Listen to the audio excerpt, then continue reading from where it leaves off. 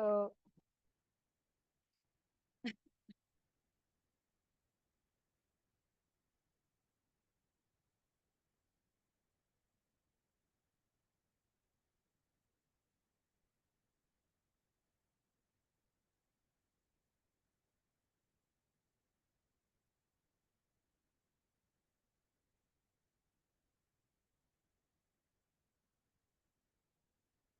oh, thank you. Can I also get like a normal glass of water? It's like not cold. Thank you so much, Imana.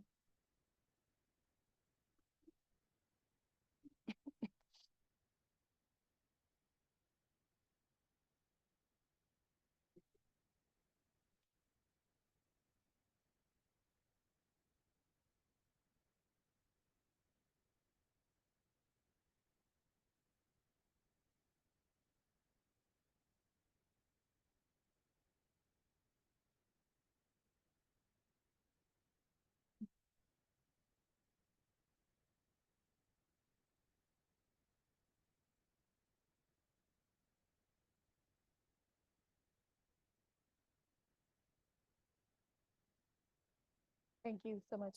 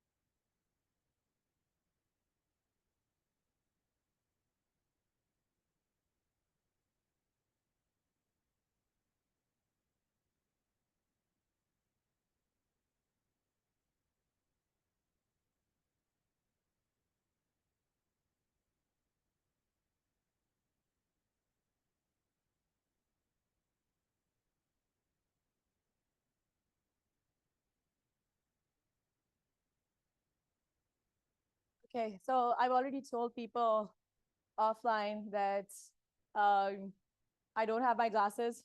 I forgot them at home.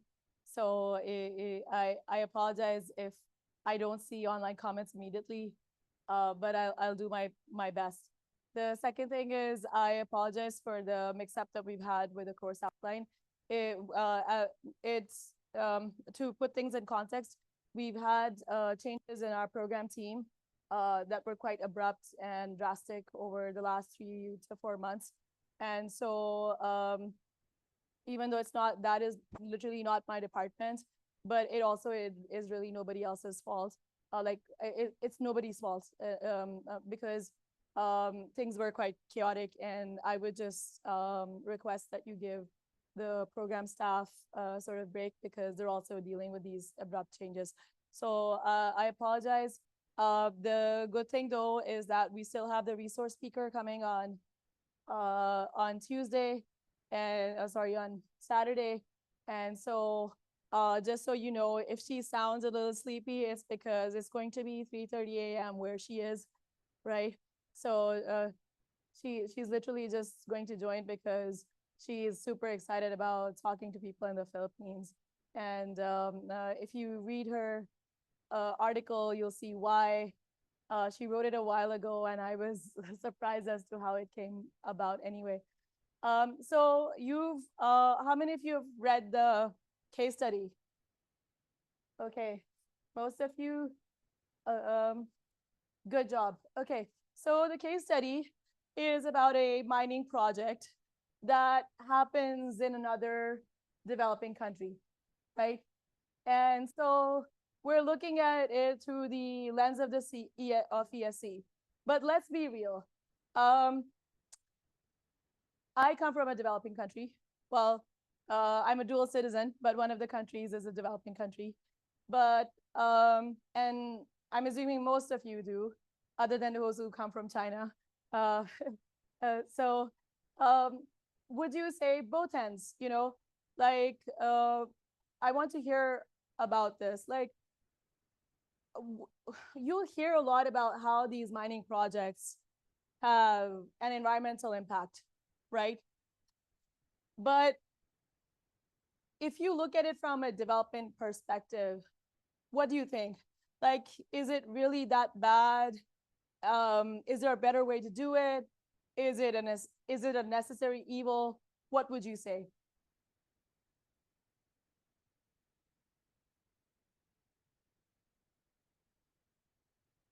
Yes, Jody. Good evening, ma'am, Professor.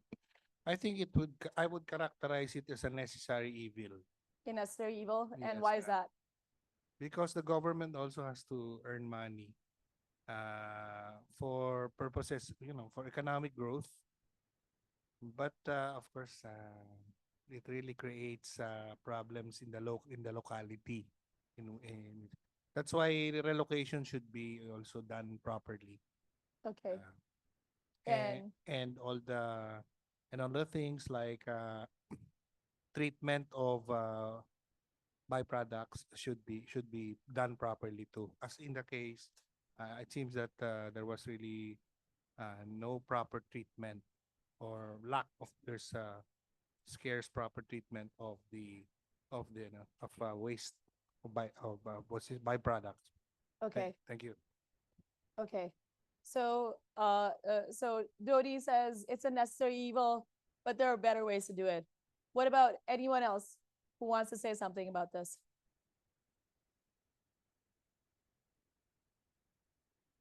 You're all in agreement with Dodi? The government has spoken, right? So let's just so okay, Dodi, we know the force is powerful with you, right? So I'm not going to argue about that. Okay, so we're going to do a deep dive into this case and really look into the stakeholders that are involved. And I'm also assuming you read the OECD due diligence guidelines, right, for multinationals operating in conflict zones, um, mining operations in conflict zones, right? So, uh,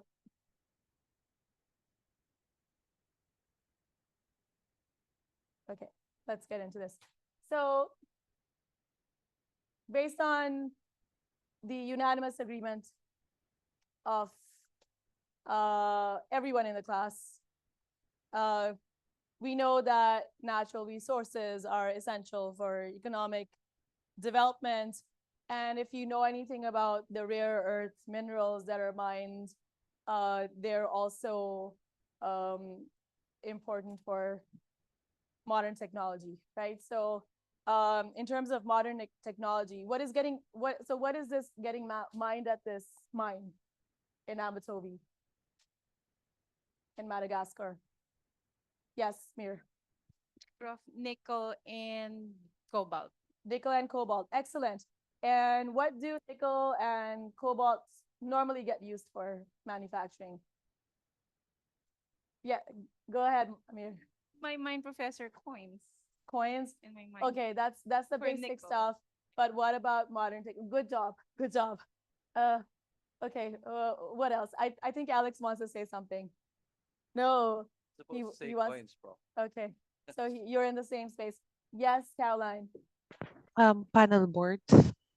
Panel boards. Okay, good. Anyone else wants to take any jab at this? Electric wiring? Yeah? No? Magnets? Okay. And magnets are used in what?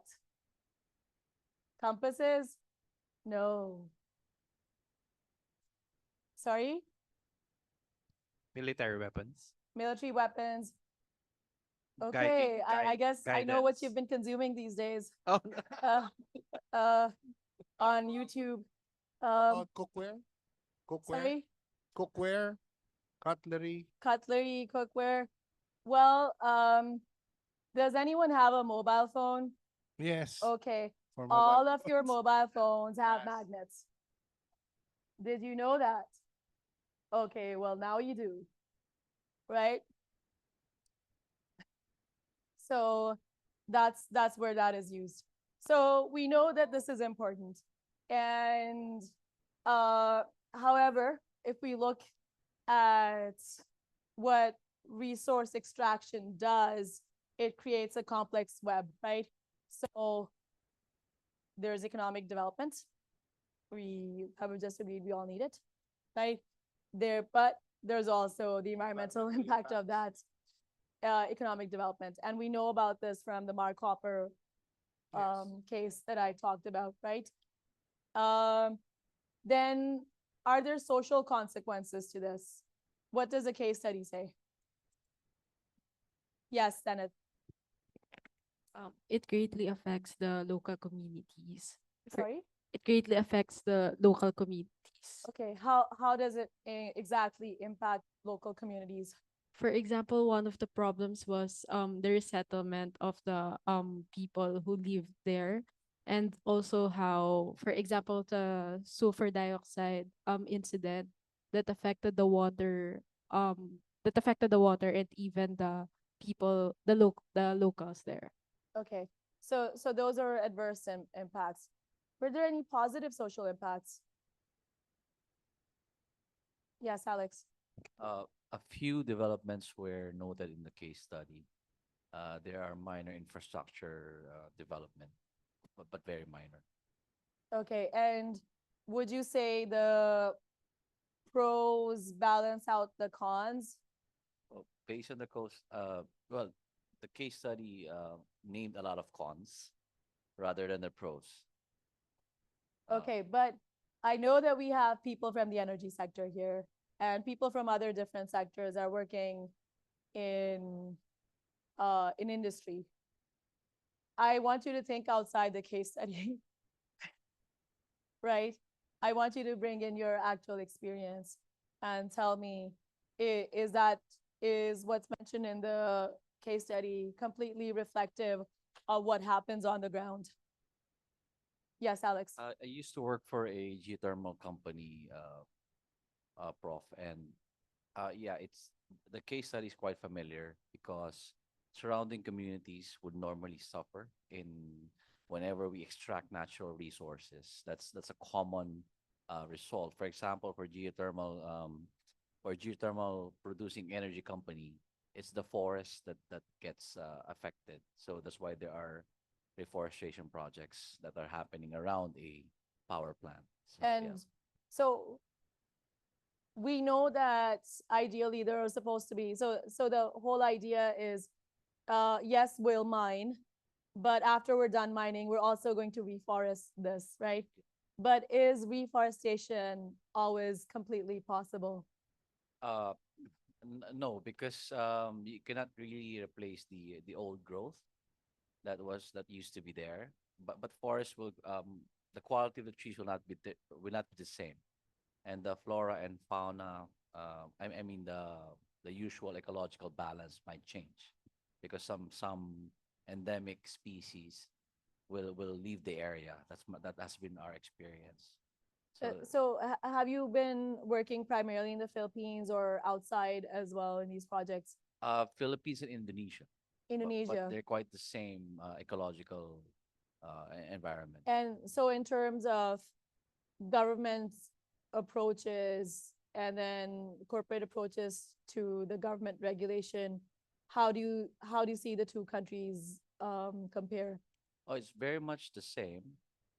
Focus is on the immediate community that surrounds the power plants. That's the first, and eventually, because you build the lines, going to the communities, then you the effect goes outward after you serve the community surrounding because the principle is you want to protect the area of operations. That's why you work on the community within where you extract the the resources. I think it's similar to what I read in the case study.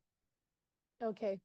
So, well, what I hear is that the environmental and social effects in most cases are permanent, Yes. and they are hard to reverse.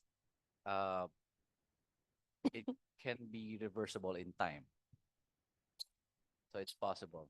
So, can you talk about any project that you've seen that has been more successful than others, and what were the factors behind it? But one factor we I can share is when I work for that geothermal company, we were able to plant more trees than were existing at the time we came into the natural because the geothermal plant was in a natural park, and we have to cut some trees, old growth, but there was a requirement to plant more 1,000 times the trees we cut. So we planted that in other areas. So it's like making up for what we cut initially. And was it the same type of tree, or was it a different type of tree? It was a different type of tree. Uh, I'm asking this because um, the trees that are native to a certain place also suit its soil. And once upon a time, I used to intern for the WWF, and what was emphasized a lot is that these reforestation programs don't necessarily take into account the um, the the soil, the environment um, of the trees that were previously planted and then are getting replanted, and so that tends to lead to other problems because sometimes you'll have invasive species or species that quite frankly are not as resistant as the previous species, right? So um, you might know like there were wildfires in Israel, right? Just recently.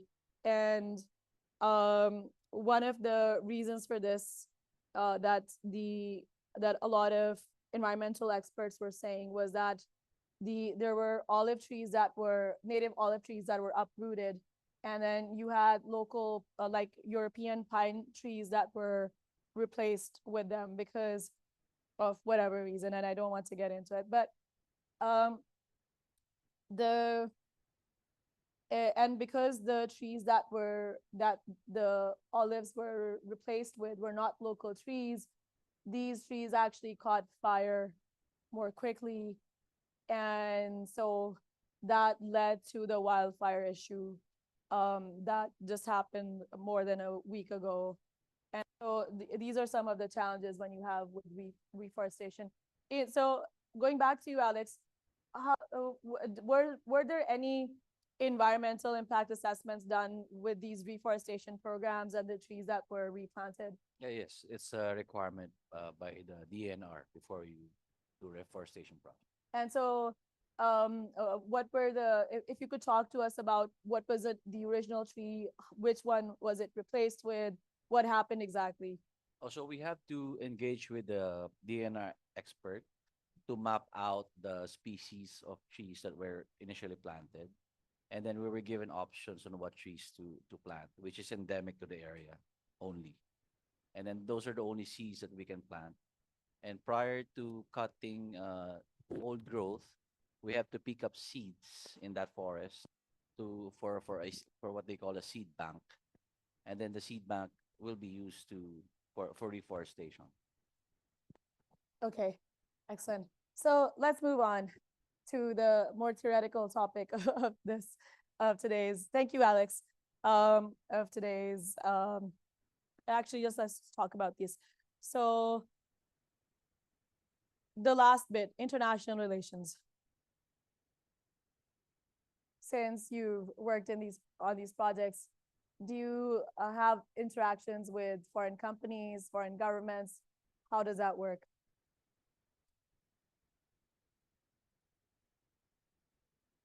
Well, let's hear from the international students. How has it been how has your experience been working in the Philippines on these projects, and How do you find it as, people who are investors in a way? Okay, so I will first. Hello, Prof. Yeah, Hi. actually, recently we encountered several issues with we say the Philippines government officers. Actually, in terms of the DNR, like we are the foreigner, and if we directly, I mean, talk with the DNR person or something, then the things will be made complicated. That's why most of the jobs and works will assign the third party who is the local people to deal with directly, and we'll be behind. This is something we are doing now.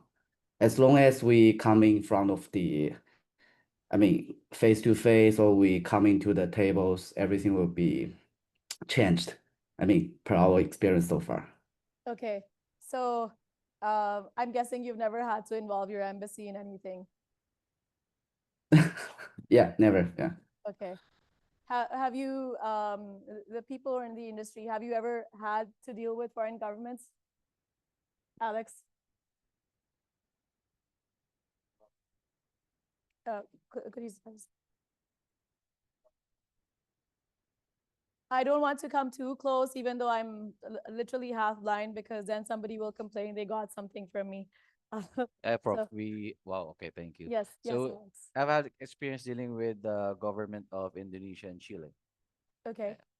With those two, uh, they're very different. South American culture is very different with Southeast Asian culture. So they tend to, well, South American culture is more reserved. They're very conscious of FCPA rules and regulations. Indonesia is quite different. It's very cultural. It's who you know. So it's very Philippines like. They have a government structure, but then there are people structure as well that you need to speak with. So should I withdraw that statement? You have the right. So yeah, so it varies.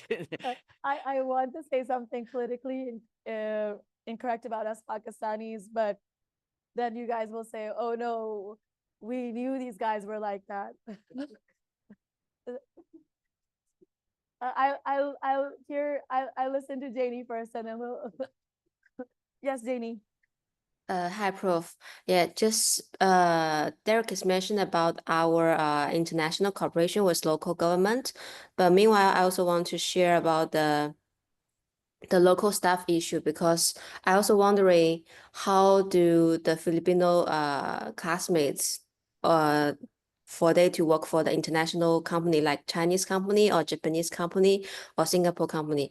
From our experience, I just find out it's really hard and difficult to build up the trust issues between the Chinese team and then the local teams here. Yeah.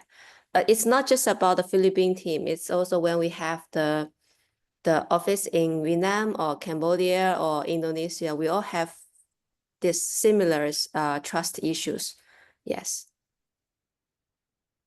Okay, so as as an outsider, what would you say has have you ever seen instances where somebody has tried to build trust, or what would you like to see that would help you build trust? Right now we cannot find any solutions to figure out how can we balance the trust issue between the Chinese team and the Filipino team. But now based on our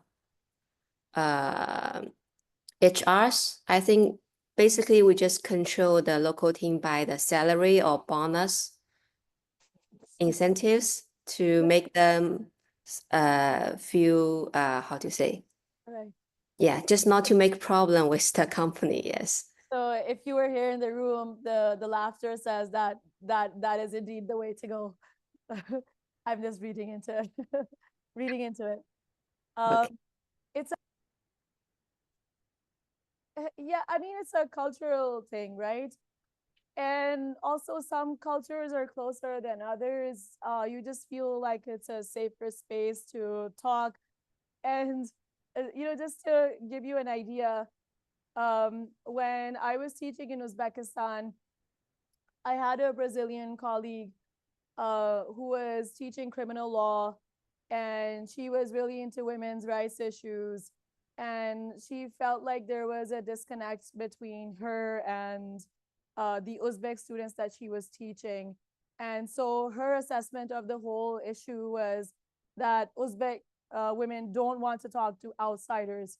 Whereas I think culturally, even though Pakistan doesn't share a border with the Uzbeks, but the Mughal dynasty, which built the Taj Mahal, and a lot of the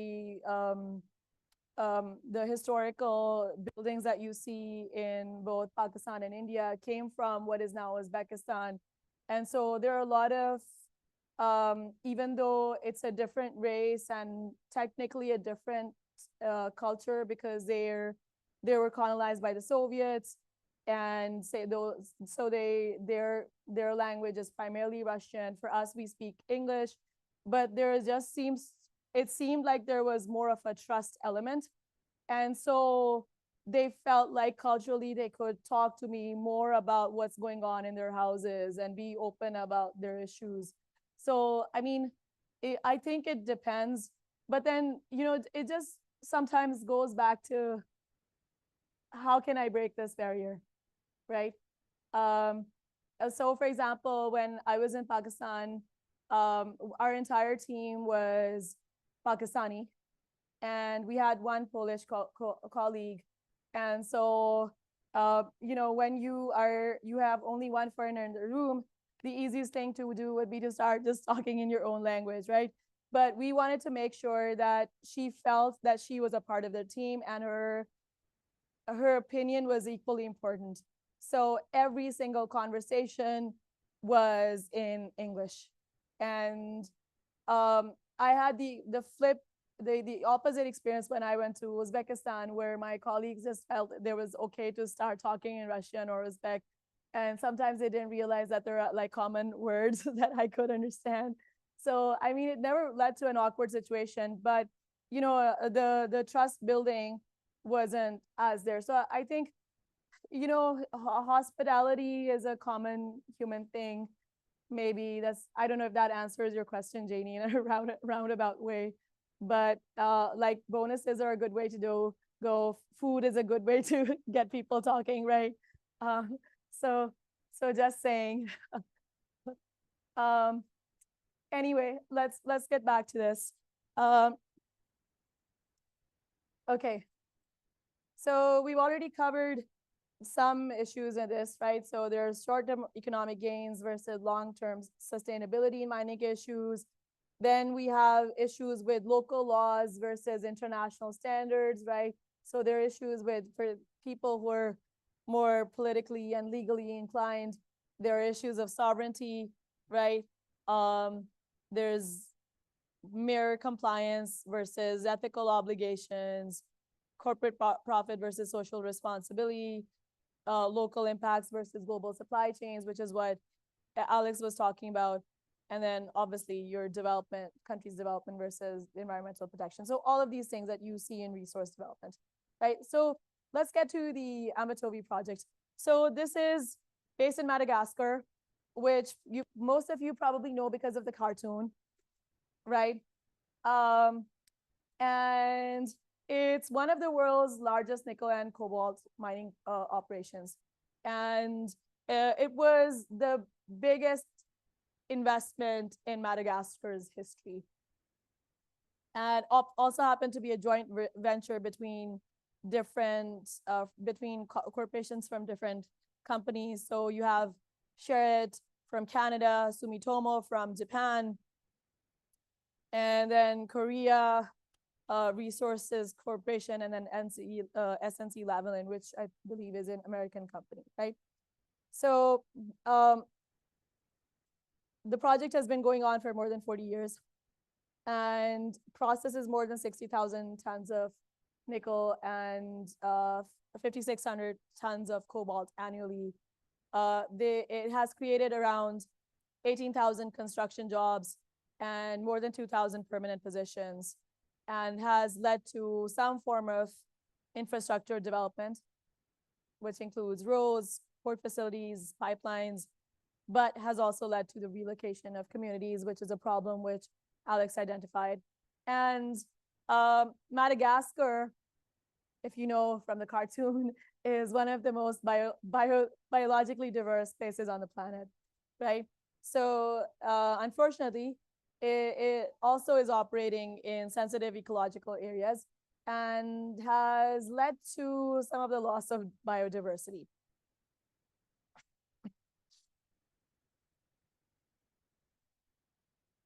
So based on the case studies, what are the three main stakeholders that you can identify? And in this case, I don't mean the lemurs that you see on the picture. Broadly speaking, yes, G. Prof, the company, the community, and the government. Yes, good job. Okay, excellent, G. So next question. I want you to work in your LTs and identify what are the challenges that each of these stakeholders face.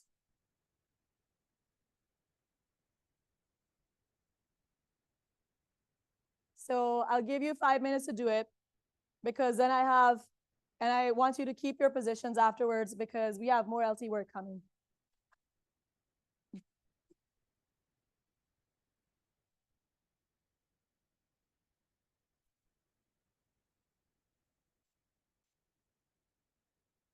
Yes, breakout room and 5-minute timer.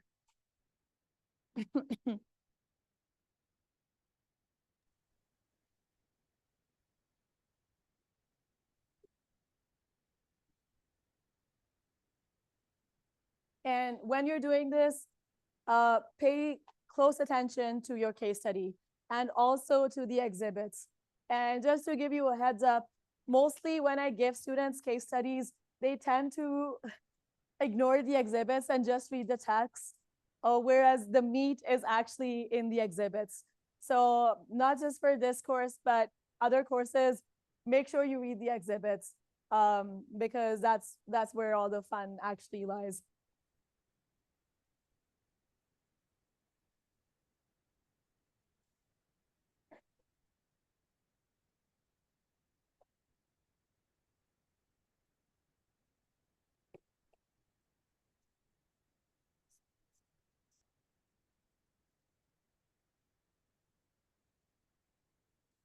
My mic? Okay. I think what I might have done is just stay with the button. Okay. I apologize to the people online who couldn't hear me. Hopefully this is better.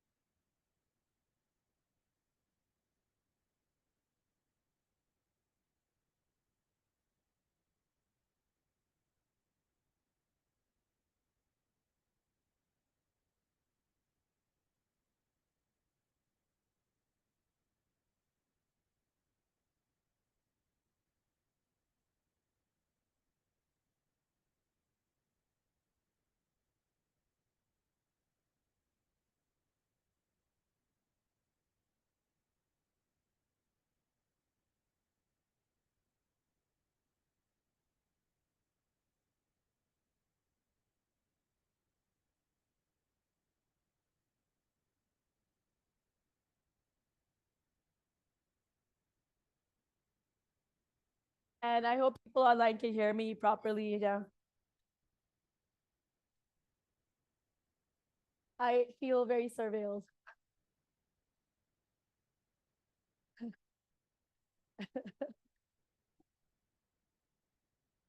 Okay, so people online, just give me a thumbs up if you can hear me properly. Okay, good. Happy to hear that. Okay, so I will randomly select LT2 to tell me about what they found, what were the challenges that all these stakeholders were facing.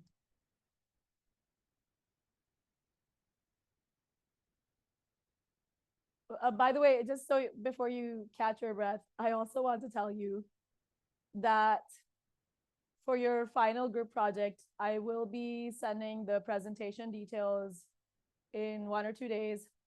And I also want to tell you that I believe in random selection. So I will just draw papers and see which LT's name comes first in the sessions.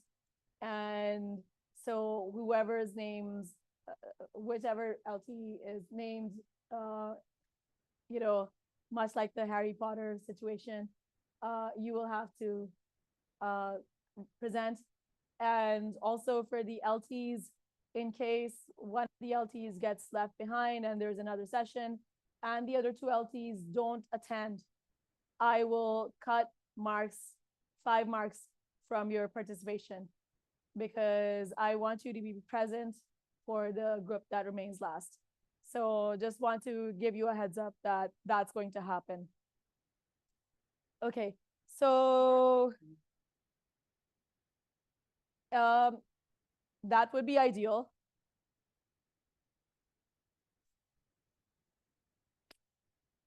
So I'll give you, if you can't show up for the final LT's thing, you know, it definitely goes in your favor. If this is the worst case scenario, if you're not able to finish your presentations within one session. So that's the thing. Okay, so let's hear from LT2.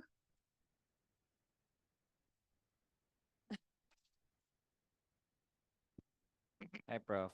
So the following challenges our LT has identified regarding company are conflicts of interest within the local community, corruption from the government, scarcity of skilled workers, relocation of the local community, difficulties in environmental management, the slash and burn principle, company budget cuts, and achieving company objectives, especially the cash flow.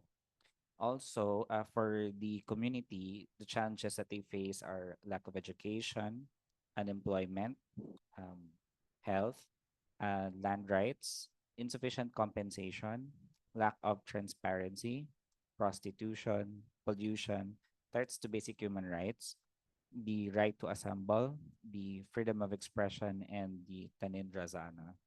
And for the government, they face challenges also in corruption and the decline in GNI.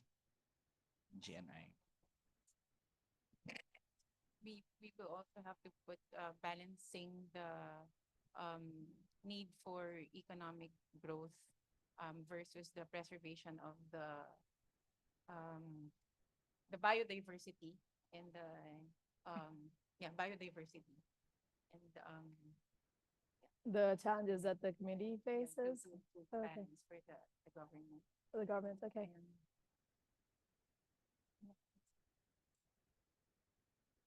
Okay. Didn't finish it. Okay, LT3, are you, do you agree with this? Do you have any additions or subtractions from this? I guess we only have one person from LT3 here. Wax, okay. No, both of them are from LT3. Okay, so 2 people. Are you guys meeting for the first time in person? Oh.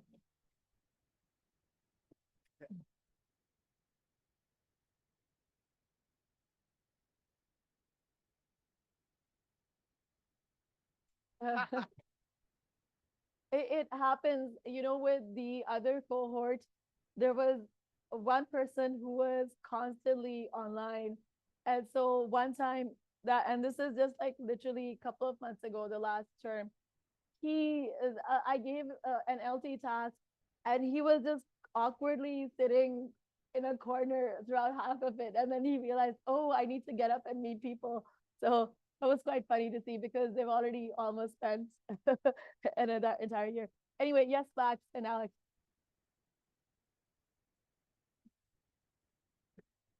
For the government, for the mining company, we include from LT2 they're not included the rumors caused by poor communication and false perception about the company.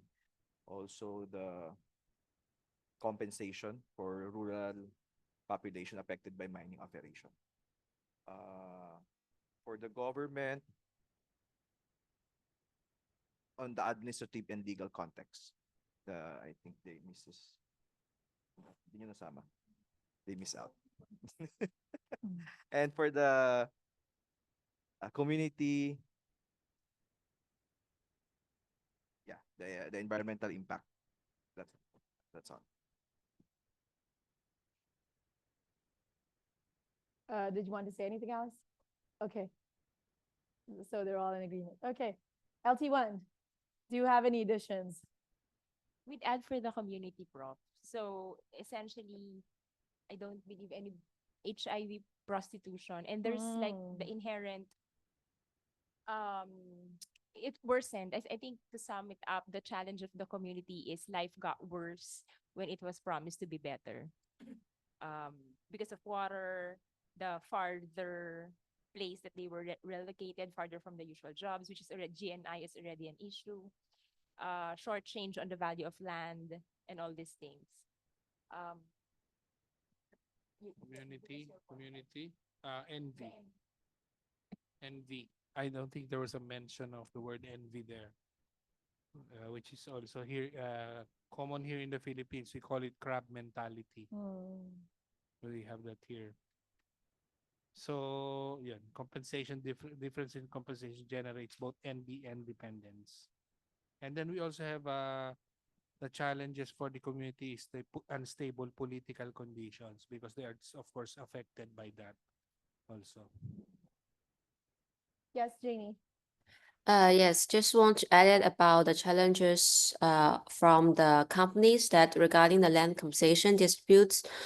It also hard to rebuild the trust between the community and the company because the concerns that the local farmers they're gonna overestimating the land value.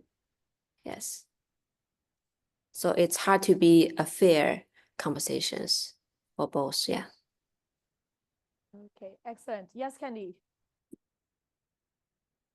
I think it was not mentioned, but there's this mention in the case that the company finds it hard to compensate farmers because they had no legal proof for their property rights. So they had no titles to it. That's a common problem in a lot of developing countries. I know that problem exists here in the Philippines. It definitely exists in Pakistan. Most of these titles are just like generational and word of mouth, right? And so Yes. the community sort of knows that this is his dad owned it and his dad or mom owned this and so on and so forth, but it's hard to prove. Okay, excellent. So we know what the challenges are, right? We have some sort of what we have some sort of a sense of what they are. Now, let's look at how the company was behaving in this. What do you think of the case as a whole and the company's actions in particular?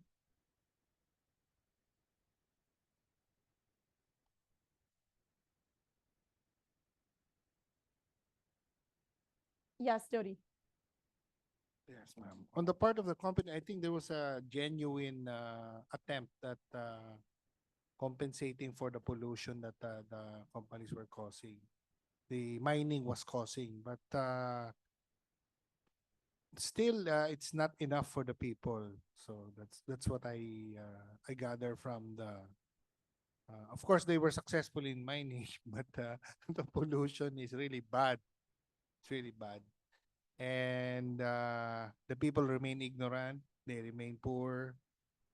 They remain marginalized. Thanks, ma'am. Okay. Yes, Janet. Um, I think the solutions that the company was presenting were just surface level. For example, regarding the problem on the lack of skilled workers, there's proposed solution would be education. But as discussed in the case, the schools are usually far from the places of the local community. So the children are having a hard time accessing it. So it's on paper, it's nice to read, but they're not in touch with reality, the realities that these people are facing. So you would say that the company is not being a good corporate citizen. Yes, and I would say that it's quite apparent based on their report, because their report is not transparent. It's not substantiated. There are a lot of vague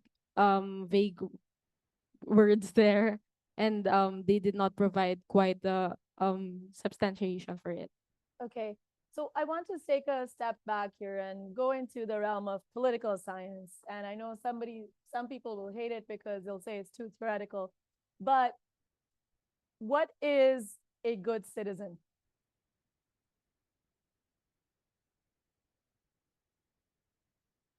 What would be the ideal citizen? Yes, Judy. A law-abiding one, ma'am. A law-abiding citizen. Reminds me of the movie. Okay. So law-abiding.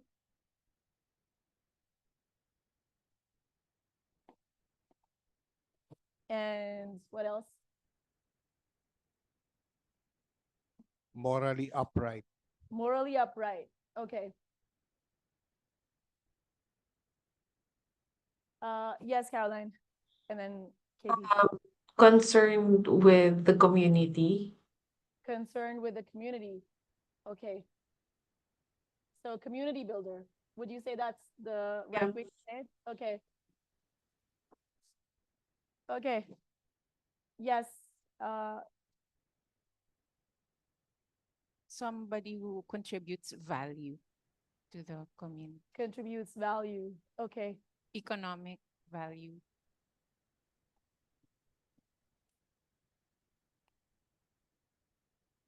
And of course, ma'am, Yes. in political science, just. Just. Okay.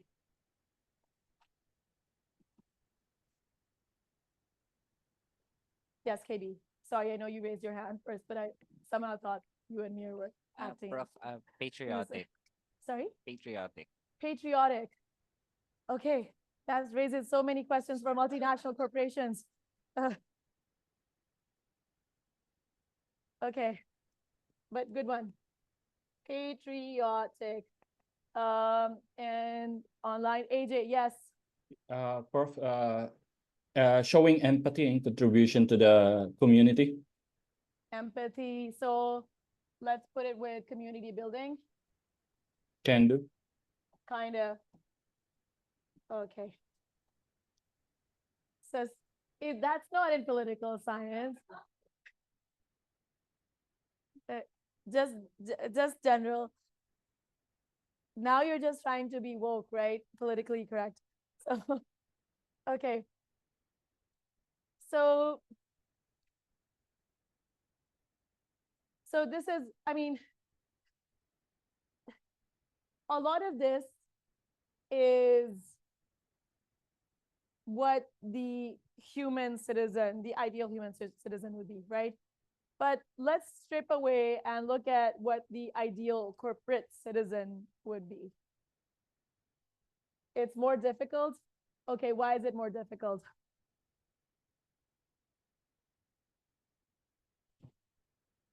It's because the more- corporation is not a person. Yes, it is Okay. artificial person, and Artificial it acts person. through.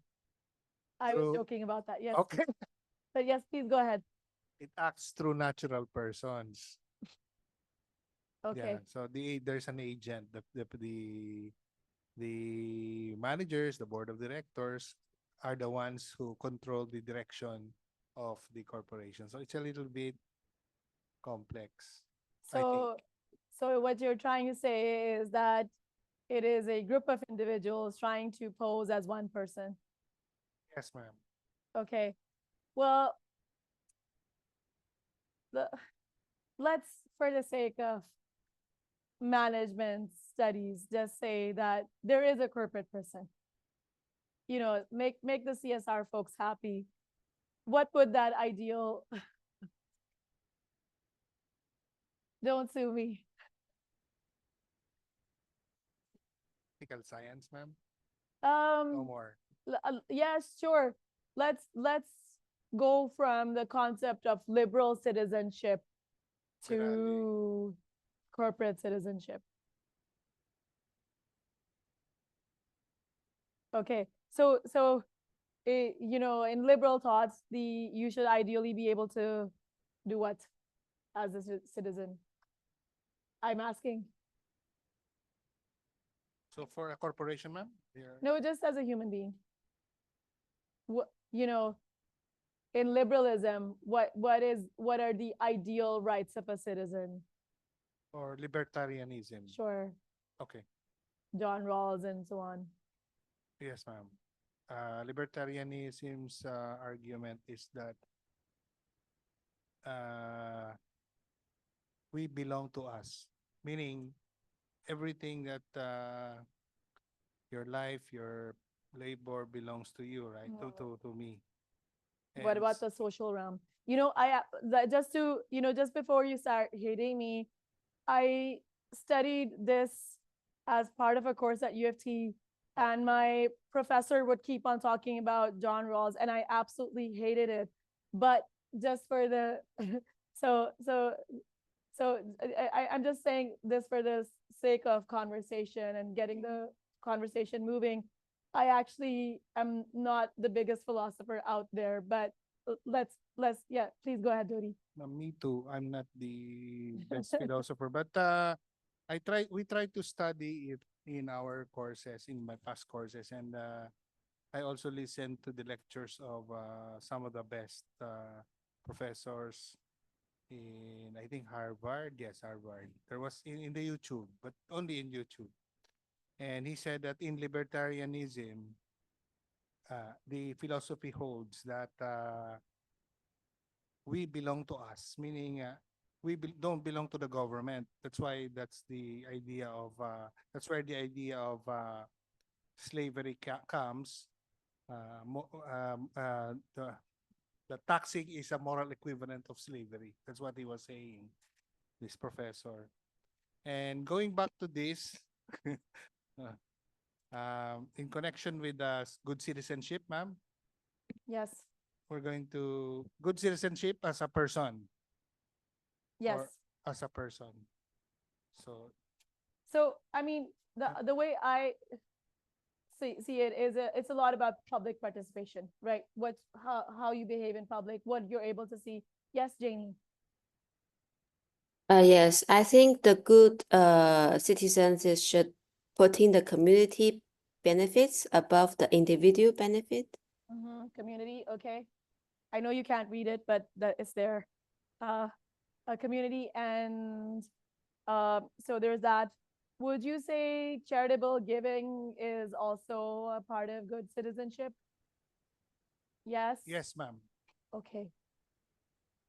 But then, is it really a corporation's job to be doing this for the community? No, Alex says no. And why is that, Alex? Well, it's gratuitous, so it should be it should not be an obligation, but rather an option. It being gratuitous, I think. Okay, it should not be an obligation, but if Amitovi or the other companies you work with don't engage with the community Yeah. in that way, what will be the consequence? The first consequence is the lack of support Lack of support. Okay. from the community that you serve. Okay. So you're saying it, what parades as good corporate citizenship is really a matter of convenience? It can be said that way. Okay.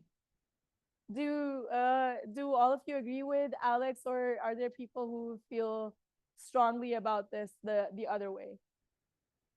And I'm happy to hear your case for this. Prof, I'm happy to disagree with Alex. Okay. And I would love to hear what you have to say. I mean, from the point of view of just the obligation, agreed, the company is not really obliged to have the community. But from an overall good citizenship point of view, you're operating in a community or environment, and it's a give and take relationship. It's for the bigger good. So in that sense, maybe not in any legal terms that the company should give, but from an overall human perspective, there is a natural give and take because you're operating that, you're taking something in and you have to give something in from a bigger sustainability perspective. Okay, Dodi. I think that the corporation is not morally bound to give charity. It is, I think, in my view, the work of the government, more of the government, rather than private corporations. Maybe public corporations, but not private. Okay, so it's the work of the government. Yes, KB. Prof, I work for two organizations, one public, one private. In our private organization, we are actually obliged by the government to contribute to the social community. They enforce that as through social audits. And if we cannot comply with the requirements of the social audits, they impose penalties on us. Okay, so there's a compliance element to this. Yes, Prof. And in that case, the corporation is forced to be a nice person. Yes. Yes, Mir. Thank you. I tend to agree with Alex. It's not really an obligation, but rather an option to provide charity. But many corporations do that, in my opinion, more for optics, so that corporations would just look good. In the end, I think because business exists for profit, they might do the charity, but there's no such thing as free lunch. They expect still something in return, could be measurable through money or profit or exposure or CSR points, but it's not really an obligation. It's really more of marketing. Sorry. Tax That one, exemptions. I don't know. Of course. Yes, Zenit, and then Dodi, and then Andre. So yes, start. So I'll agree with G. Although it's not really a duty or a responsibility, it's more of the corporation is still an entity or a person which has I would apply the libertarian perspective, wherein it has to respect and to prioritize to give rights to people. So in that sense, there's although it's not coerced, it should be like a natural thing to do.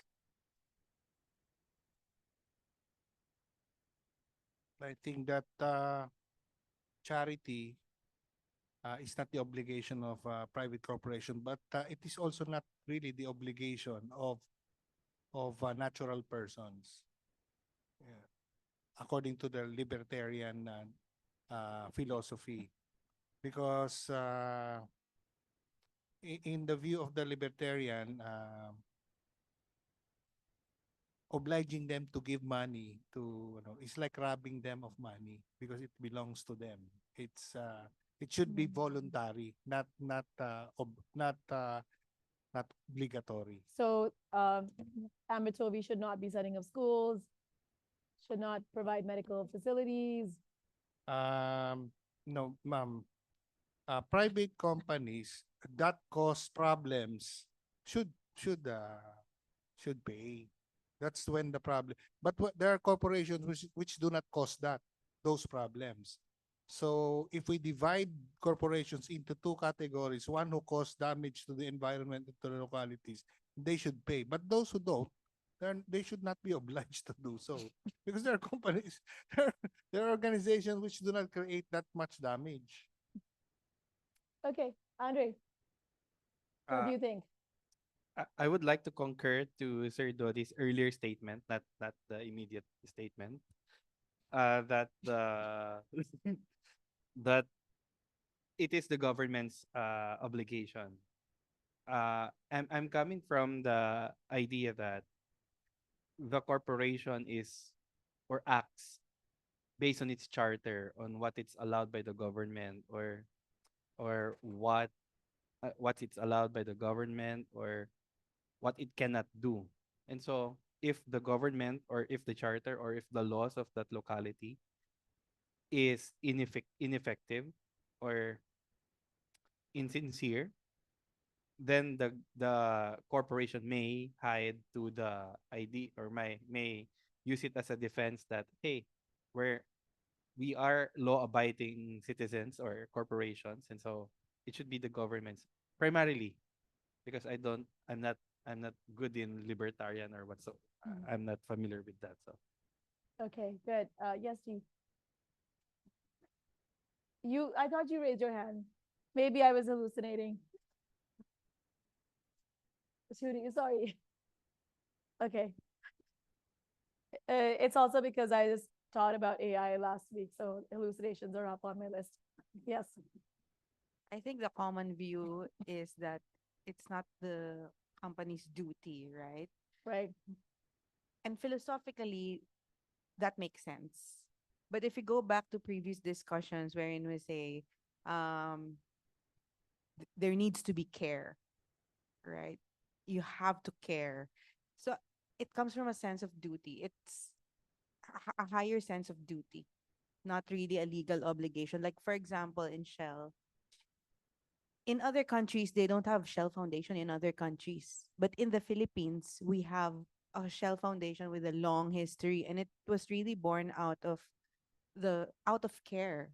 The former chairman, Filipino chairman, cared about the Philippines, cared about powering progress. That's why we have the Shell Foundation in the Philippines. But in other countries, they don't have that. Have you seen actual impact on the communities? Yes, ma'am. Can I've been you, to. can you talk, can you talk about those measurable impacts?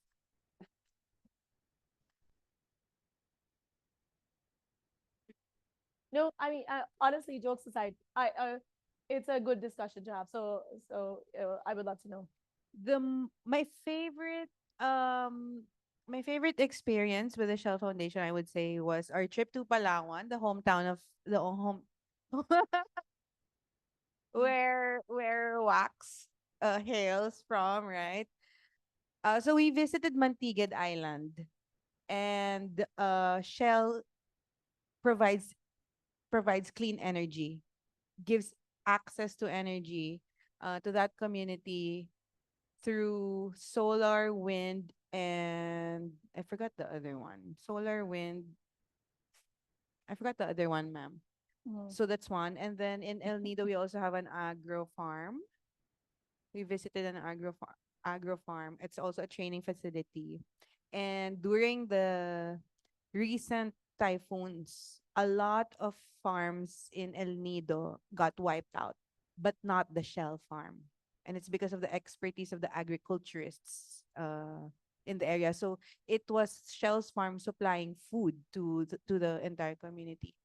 But my most favorite is the access to energy project at Mantigid Island, and I think it's even more than 10 years old. So there's a wind farm there. Yeah. Okay, excellent. So, thank you. Like there's also a nickel mine in Palawan, right? Yeah, yeah. It's called Rio Tuba. Yeah. And they're also supposedly involved in corporate citizenship initiatives, but there has been local resistance to the mine's existence. With Ritoba nickel mine, and well, they also have the Coral Bay within same area. Community resistance, I think, as of now, I think lesser on their area. Unlike on our municipality, the City Nickel Mine, we have we have great oppositions from the community. Since the CSR in the Rio Tuba Nickel Mine they have a good CSR, and plus the environmental thing they're award winning in terms of restoring, hopefully they will restore it, and they process the nickel ore in Rio Tuba. Unlike in our municipality, the nickel is being extracted and being transported to China to be processed. So there was rumors that we have already an island in China because half of a mountain was already been extracted from our municipality.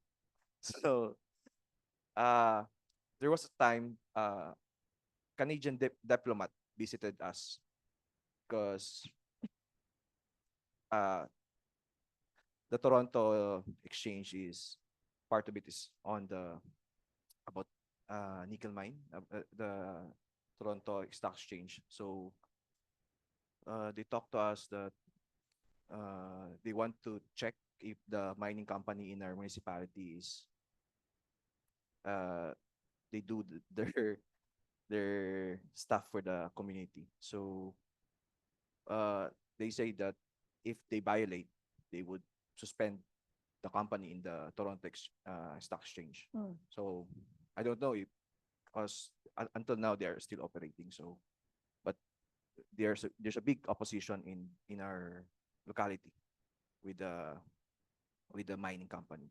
Unlike in Rio Tuba, I think it was embraced by the community there.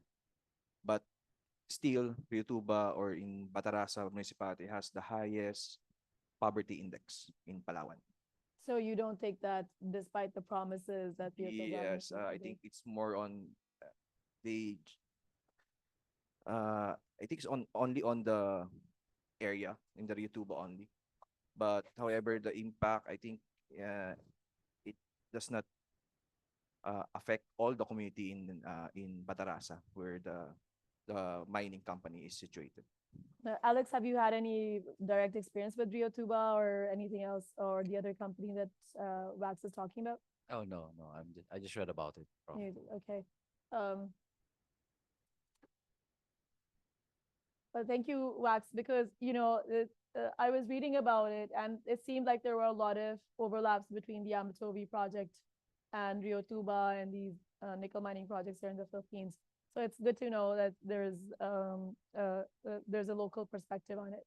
Anyway, if you look at the board, you'll see that your next task as LCs, and I'll give you 15 minutes to do this, is to do a risk assessment of Amatovi based on the OECD due diligence guidance.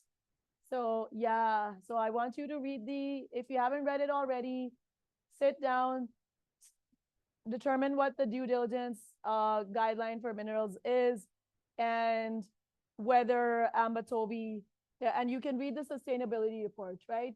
See what they're doing, whether it's enough, and what's if there are any gaps between the due diligence guidance and what they should be doing. So, and what they've done. So, if you want to, maybe I can give you 5 minutes individually, or maybe 10 minutes individually, and then you can work together as an LT in 5 minutes. So we can work around that, because I don't want, the thing is, LT work is great, but I also want you to have your own individual ideas before you present it to the team, right? So if that works for you, you can do it.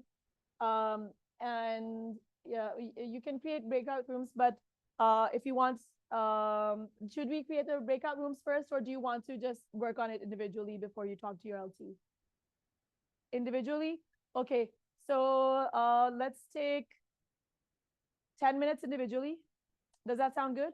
Or KB, do you have any reservations? Prof, I just want to ask, are we going to like follow a enterprise risk format? Sure, yeah. Okay, thank you. So for those of you who don't know, risk management, there's traditional risk management, which is just department based, and then there's enterprise risk management, which looks at the organization as a whole. And so yes, broadly speaking, I want you to do an ERM assessment.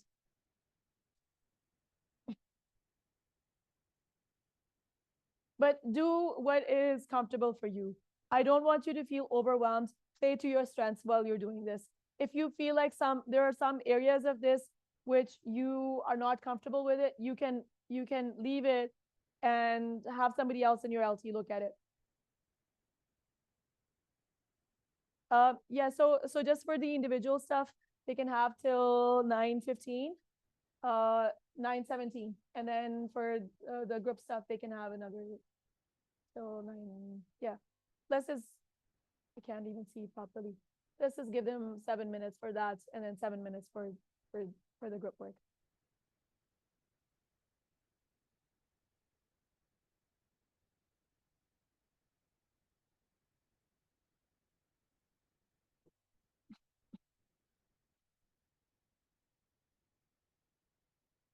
For individual work, and then they can work together in breakout rooms for 7 minutes. Mm.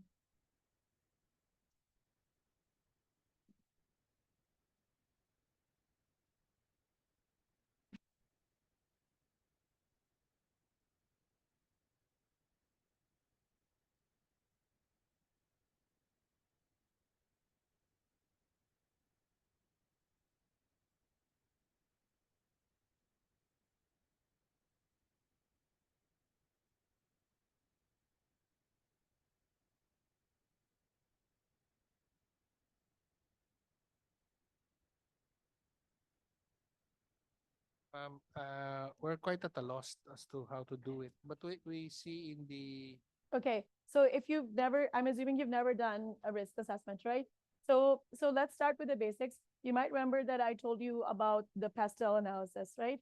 Political, economic, social, right? So just as a starter, you can start with that, see if any of that applies to the OECD stuff, right? And the company, right? If uh, so that was a part of your readings.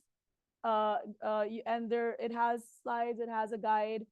If you want to make your life easy, you can actually just get some sort of a summary from Google, right? If you haven't read it. Hey, I'm being real. And understand what the guidelines are asking companies to do, and see whether Amatobi is following through, right? So it's okay if you're not perfect, because the idea with these LTs is to get you to see how people who are in the industry work, as you know, just get all of your different expertise together.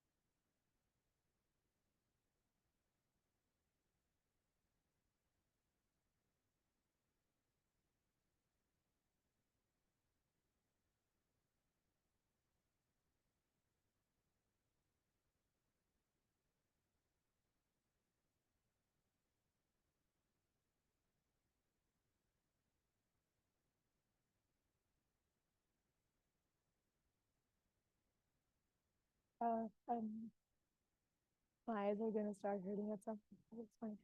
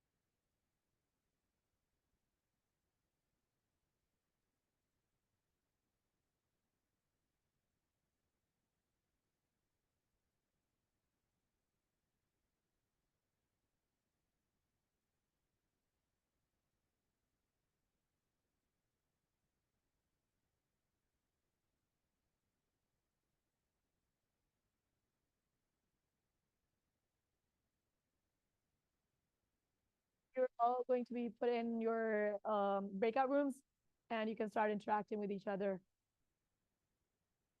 And the whole idea of this is not to be perfect. So if it's okay that you will have, because we have a diverse group, right? With different experiences. If your risk assessment doesn't look perfect, it's okay, because this is not an actual assessment. This is what we call a formative assessment, which is the whole point is to help you understand the materials, right? And to apply it.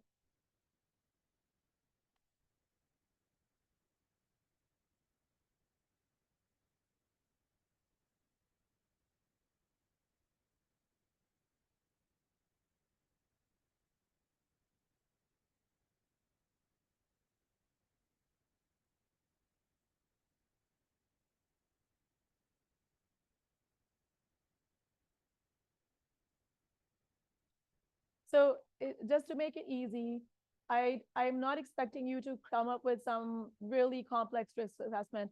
I just want you to look at the legal risks that could potentially arise for Ambitobi in this case, based on the due diligence guidance, right?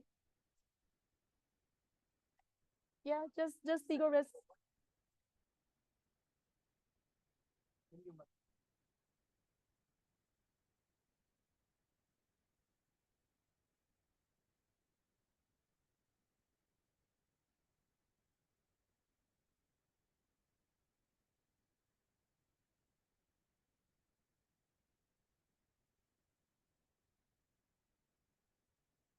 Yeah, I apologize for not being clear. At some point you've been talking about risk assessment so much that you sort of just assume everybody understands what it is, but that's just identify the legal risks.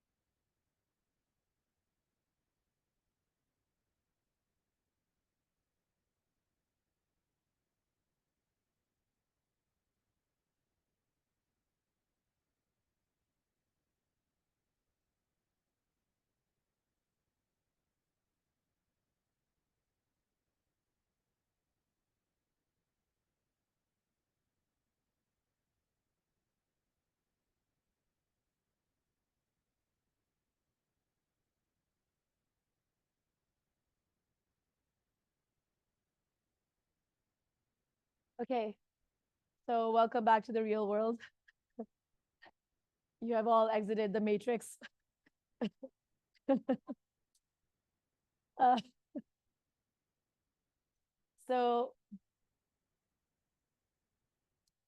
uh, since I'm cold calling, I want to hear first from LT3. What have you found that you want to share with us? You can share your screen. By the way, that's also why I stopped screen. Sure, if it saves your time.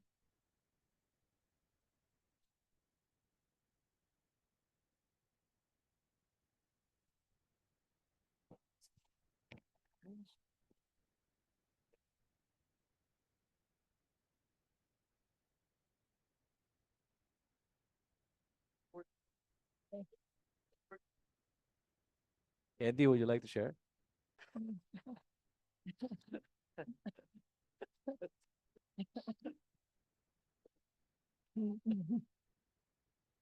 You don't like to share? Give you the spotlight, King. I would like to give you the spotlight. Anyway, okay. So, can you all hear me? Yes, loud and clear. Thank you very much. Good evening, everyone. So, um, risk assessment for the Ambito V project. So, under the environmental risk, uh, the likelihood and impact is high, both high. The identified risk involving environment are, it's not stated there. Yes, it's not stated there, but the ongoing pollution, water contamination, accidental release of sulfur dioxide and other harmful gases, and decline in bee population, which resulted to less pollination, and therefore there has been less fruit harvest. So mitigation measures according to um, the sustainability report of um, Ambatuvi, they have provided this no net loss biodiversity target and some environmental measures. So effectiveness limited because there is, yes, ongoing pollution and still there is water contamination. For social, the likelihood and impact is also high. Most risk identified, there is this lacking skills from the local community because most of them are uneducated and poor. And also, we have also identified that there is this high prostitution rate. So mitigation measures, there's this CSR initiatives, there's educational programs and infrastructure development, and there is also this HIV/AIDS prevention program that were implemented through schools. Effectiveness limited, of course, because there is still community tensions. Local communities are dissatisfied with company actions, and there is inadequate compensation. So alignment gaps, ineffective stakeholder engagement, and there is no grievance mechanism. For governance, we have identified that there is this bribery and corruption culture among the community and within the government of Madagascar. So the likelihood and impact, medium to high. The mitigation measures that were put into place was anti-corruption training among employees and also contractors of Ambatuvi.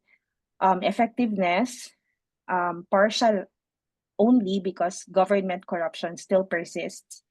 And the OECD alignment gaps, limited strategies to address external government issues.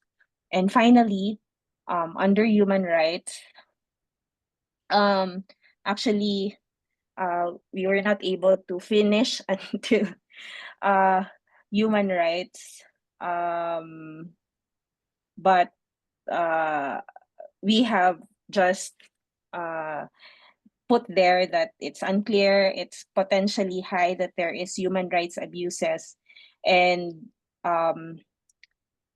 not explicitly mention mitigation measures and effectiveness is also unclear. So I think I will have to stop there. That's all for LT3. Thank you, LT3. That was a tough act to follow, right? Okay. So let's see why LT2 are cackling. I want to see what you guys have to say.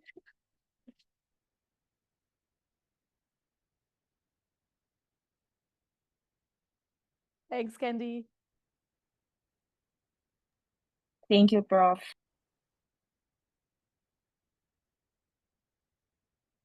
So let's see what you have found that LT3 have not found.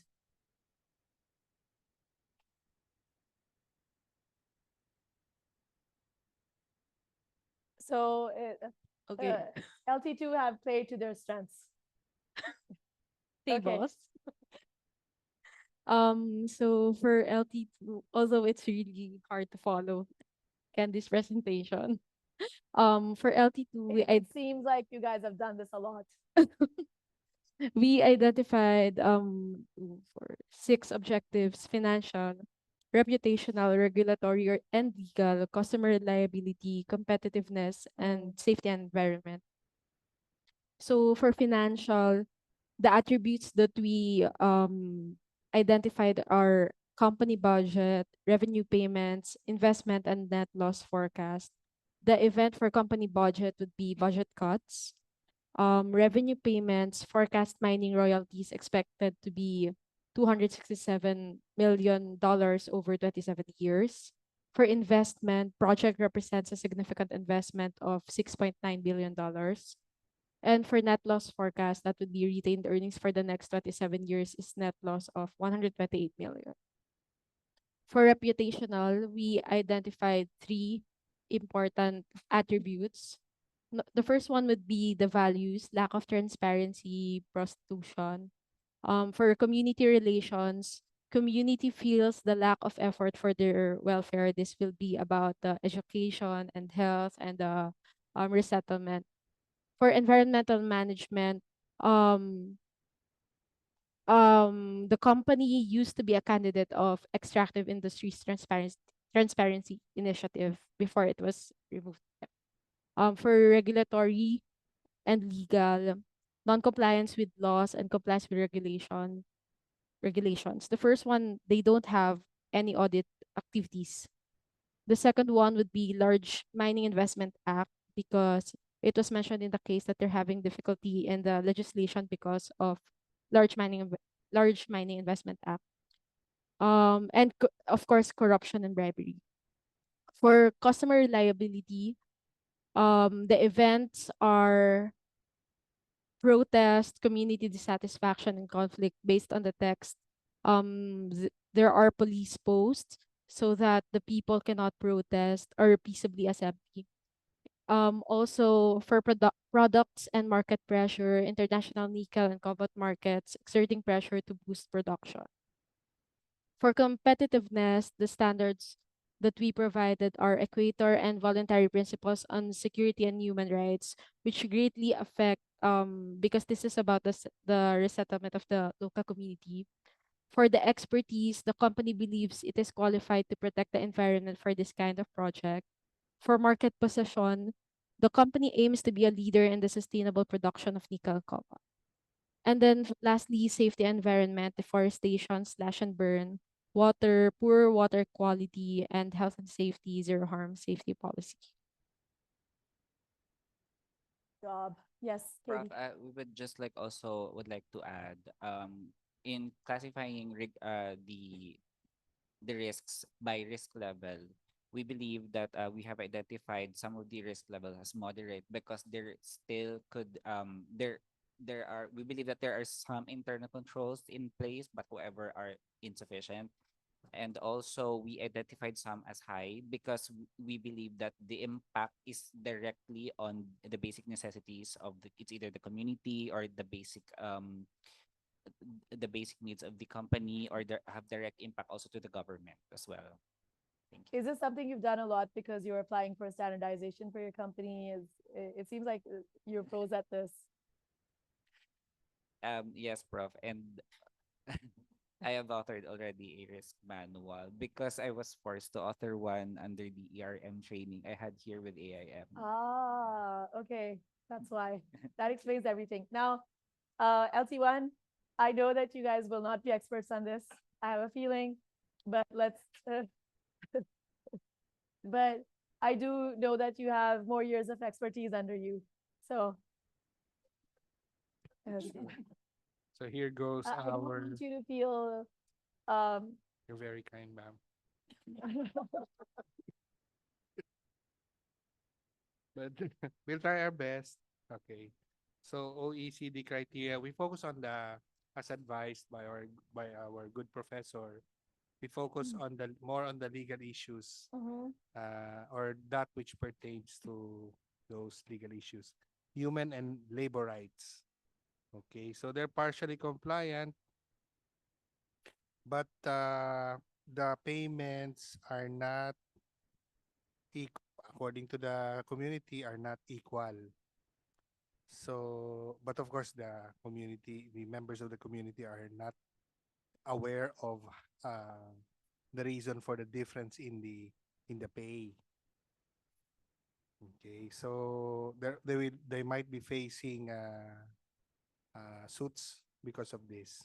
Number two is environmental justice. Yes, because it appears that they are, if the OPOSA case, the principles in the OPOSA case will be used, then they are clearly in violation of the environmental justice or the intergenerational justice. And this must have become already um, customary norm of international law. So we hope that that will be the world order in the future. And they might be, if they continue, because this is a long-term project of that company, surely they will go against the the norm of international law. And then we anti-corruption and transparency. If you will, you must have noticed that the government is corrupt in that. And so the government is not alone. There must, to dance the tango, there must be two. And partly it's the company who dance the tango with them and also provides money that fuels the corruption industry in that part of Madagascar. And then we have a supply chain. So what's that? I will ask my. Okay. Yeah, so there's a limited compliance because there's no supplier audits are published. It sounds legal, but I don't think so. And then stakeholder engagement, non-compliant. There's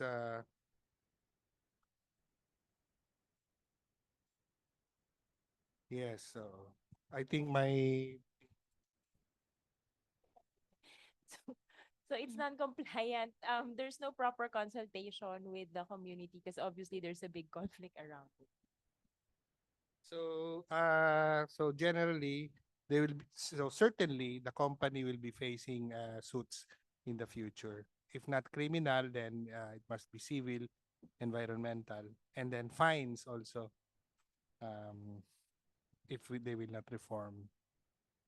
But it's almost impossible for them to reform unless they use modern technology. So they must use the cutting edge technology to prevent damage to human to the humans that live in that area.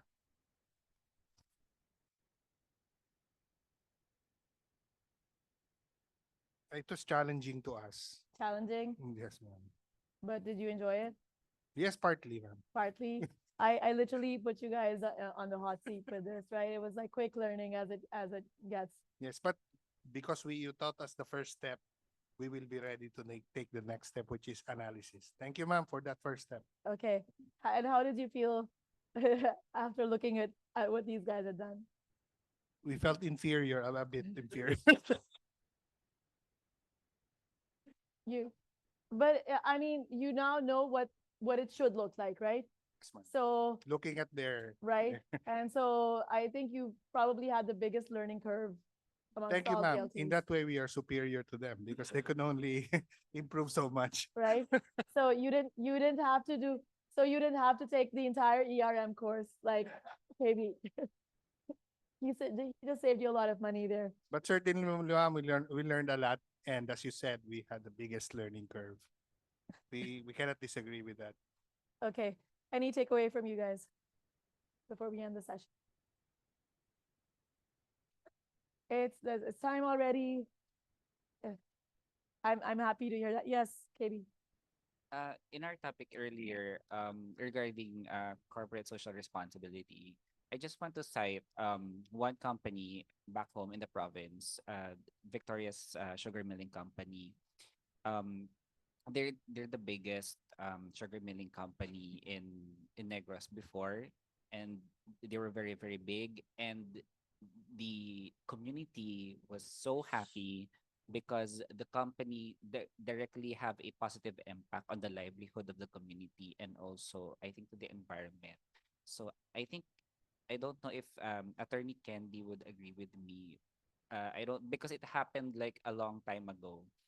Victoria's Milling Company, if you work for them, they would take care of your family, their education, their livelihood. It was like a coveted company within Negros.